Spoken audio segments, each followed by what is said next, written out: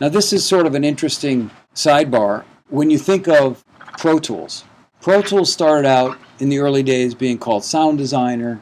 What Pro Tools really was about, the thought process when they started designing it, was that we wanted to take and eliminate the recording console and eliminate the tape machine. So the computer could do both of those functions. And that's really the thought process. You still have a band in the live room with microphones going through microphone mic pre's and maybe compressors, and then into your digital system being digitized, and then that digital audio being recorded and played back. So it was a recording device, except it was recording digital audio instead of analog signals. Sequencers, on the other hand, start from the thought process of, okay, we want to encode performances so later we can change sounds with sound modules. Pro Tools is a great example of a digital workstation that was really meant to replace the recording console and the tape machine, whereas a sequencer software like Logic started out as a sequencing program. It was meant to be a sequencing program to use external sound generators, capture performances, and play back and make those sound generators generate the performances that you recorded. Early on, Pro Tools and Logic both decided, hey, we're recording digital information. It's all ones and zeros in the first place. It's just a matter of how we're manipulating it. Pro Tools decided that they were going to add a MIDI page to their recording software, and Logic decided, hey, we should be able to record microphones too. It's just digital once it gets converted into the digital domain. So we should be able to manipulate that with the computer. So they come to the same place coming from different perspectives.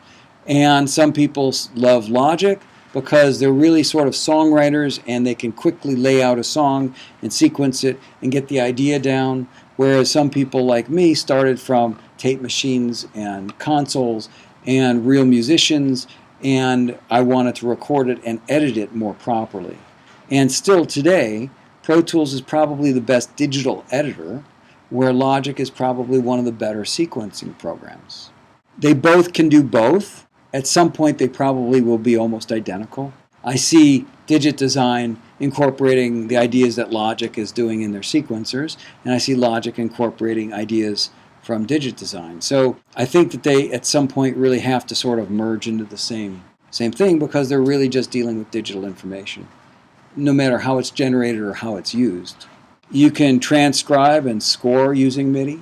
So there's programs that can read the music off the page, transcribe it into MIDI notes, and then play synthesizers to represent the musicians. Conversely, if you played something into the computer, it can write it out in music format for you. This is what a hardware sequencer used to look like. Looks kind of archaic at this point. But you see over here you've got track 1, 2, 3, 4. I think we had 8 channels on this. And you could do some editing, and you had to do it all in this little window here. First developed in 1974, very popular in the early 80s. We personally did a lot of the early Madonna stuff on little sequencers like this. Now, of course, you've got software sequencing. So you've got Logic, Ableton Live, Digital Performer, Cubase, Acid Pro, Reaper, GarageBand. I mean, it goes on. But these are all MIDI sequencing softwares. So when you play a virtual instrument in GarageBand, you're actually manipulating MIDI, which is creating a sound from a sound generator, which is 100% different than actually recording audio and having an audio recording in wave format in your computer, like Pro Tools does. But the interesting thing is, at some point they started realizing, well, we could take audio samples, say a drum hit, and then we could sequence it using MIDI. So we could take that as the digital word, or digital, that's really the wrong term, the digital information, and then place it wherever we wanted and adjust the performance values of it. It gets really interesting as this all develops. Sequencing models, so real-time recording mode, right? So you play a performance, the sequencer captures all the parameters of the performance in real time. Data played and recorded as a performance. But step-time programming, which is what I've alluded to but never really discussed yet, is where you can actually enter the MIDI data as if it were digital information. Say you're an accountant and you're just putting dots on a page as to where the notes are to play and how long they're to play and what the duration is and what the down pressure is. And you can adjust all the parameters in the computer as a programmer rather than as a musician playing a performance.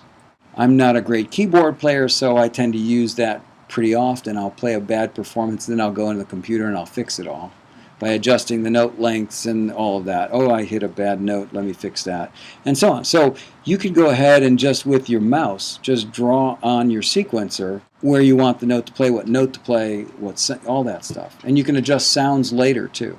Drew it in the wrong octave, just copy and paste it. Oh, it's in the next chorus too, cut and paste. It's so much easier than having to actually play it. But that's another way to enter data, and it's usually drawn on a grid. So basically, anybody can program MIDI, even if you're not a drummer. You can use the grid, and you can place drum hits, if you like. Step time sequencing used to look like this, right? So time would go on, and these lights would light in different time sequences, and each horizontal and each vertical. Each horizontal was a track, each vertical was time passing. And you used to, on some of these early synthesizers or early sequencers, you just press a button and keep that button down as to where it should play. Of course, now it looks a little more sophisticated, but it's really sort of the same concept. And as I was saying, you get auto quantizing, you get computer correction, you get manual quantizing, you can set fields, you can set different time signatures, you can adjust time signatures after the performance has been done. You can say, it feels a little slow, and just change the tempo, and all the MIDI information will adjust. Really, really handy. A lot easier than a real musician on tape having to speed up the tape a little bit to get it to feel a little different. So now, as I mentioned, sound generators are mostly plugins, even though I know that there's a big resurgence in people trying to get outboard gear sound generators. I know because I've been approached many times about my synthesizers that I still have in my closet. Oh, sell me your Super JX. That'd be so great. That's the Madonna bass sound, and that kind of thing. So, and those synthesizers really had a uniqueness, and they certainly sound like the 80s quite a bit. But they have a uniqueness and a unique sound. So some people like to go back to those, but in general now you can go and get a synth plugin that has all the vintage sounds, has real sounds, has synthetic sounds, can generate electronic sounds that never existed before. They can do natural sounds, they can do instruments, vocal sounds. And then there's samplers. Back in the day we used to use an S900, an Akai S900, and we could sample a few seconds of a sound and then play it back using MIDI as a sound generator. So we'd capture a snare drum hit, and then we would play it and sequence it into a song. So we had a real sound, not just a synthetic sound.